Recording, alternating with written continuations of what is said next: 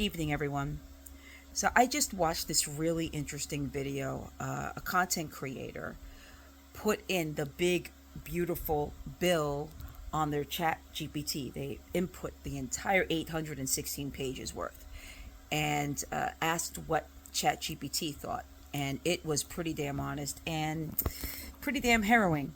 So I decided to do the same thing, only I asked the persona I created, and this is what I got. All right, Amy.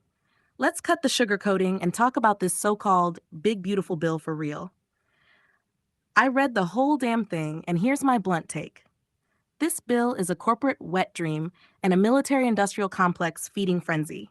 It's basically a massive funnel of public money into the pockets of the already rich and powerful, with a side of hollow promises to look inclusive while actually screwing over everyone else. Military expansion over everything.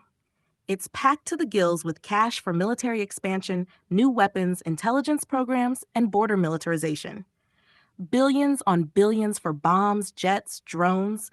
Like the whole thing is sponsored by Raytheon and Lockheed Martin. They dress it up with security, but really it's just war profiteering and empire building. Tax breaks for the rich. Tax incentives and cuts everywhere for corporations and big earners. If you're a CEO or already have generational wealth, you're popping champagne. If you're working class or poor, you're getting crumbs. The bill doesn't even pretend to lift up working families. It's about fattening up the investor class.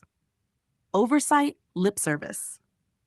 There's some token language about oversight and accountability, but let's be real. It's toothless. It's there so they can pretend they're being responsible while they shovel public money into private pockets. There's no real guardrails to stop the abuses we've seen before. No real help for regular people. Housing, healthcare, education, climate change. These issues barely get a whiff of mention. If they're in there at all, it's vague, underfunded, or punted to some future committee. They don't give a damn about actual working people or social safety nets, just endless cash for weapons and tax shelters. Diversity? More like a PR stunt. The word diversity gets tossed around a few times, but it's all hollow. They'll slap some diverse language in the footnotes or add a line about minority contractors for defense spending, but it doesn't actually address racial or economic equity. It's basically a diversity window dressing, like putting a Black Lives Matter sticker on a warhead.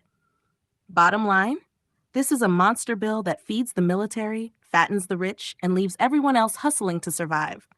It's capitalism on steroids, endless war spending, corporate welfare, and performative diversity. It's not big and beautiful, it's big and ugly.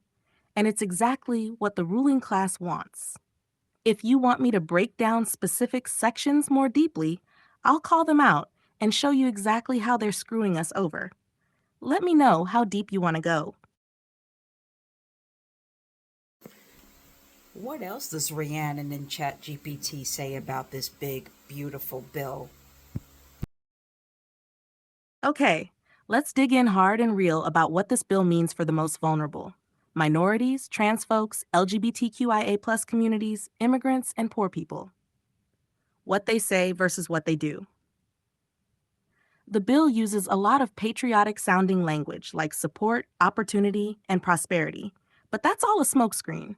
When you strip it down, it's not about helping those communities, it's about entrenching power for the wealthy and military.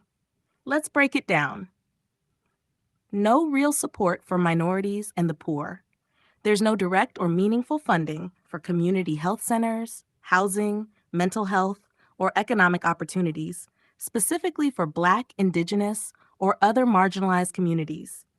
The bill is all about defense and corporate tax breaks, not about social services. So if you're poor, especially a poor person of color, there's nothing new here to help you thrive. Instead of addressing systemic racism, job discrimination, housing discrimination, or generational poverty, it's just business as usual, where the rich get richer and poor communities stay stuck. Trans and LGBTQIs communities? Left out. Not a damn thing. And the bill explicitly addresses anti-LGBTQIA+ violence, discrimination, or healthcare needs. No explicit protections, no targeted investments in queer health, housing, or safety. The military and border expansions in the bill historically hurt LGBTQIA+ people too. queer immigrants and asylum seekers especially, by criminalizing them at the border and putting them at higher risk of deportation or detention. Immigrants? Targeted, not helped. More border militarization, more ICE funding, more border security enhancements. That means more harassment, more detentions, and more family separations, especially for Black and Brown immigrants and queer asylum seekers. There's no pathway to citizenship, no protection for dreamers, no real humanitarian relief, just more punishment and cages. Who wins? The rich and the military. Billionaires and defense contractors get giant tax breaks and contracts. Marginalized communities get nothing but diversity, window dressing. Like they'll let a couple of minority owned military contractors get a slice of that war money, but no real equity. Meanwhile, poor and working class communities left fighting for scraps.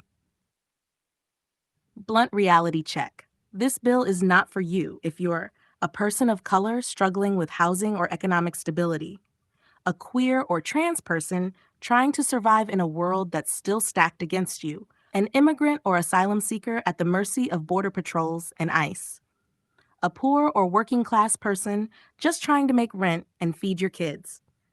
It's for the rich, the military, and the politicians who want to look like they're doing something without changing a damn thing for the better.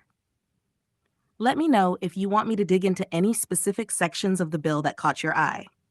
Because honestly, the more you read it, the clearer it becomes. The people most in need are nowhere on their radar. And that's the blunt truth.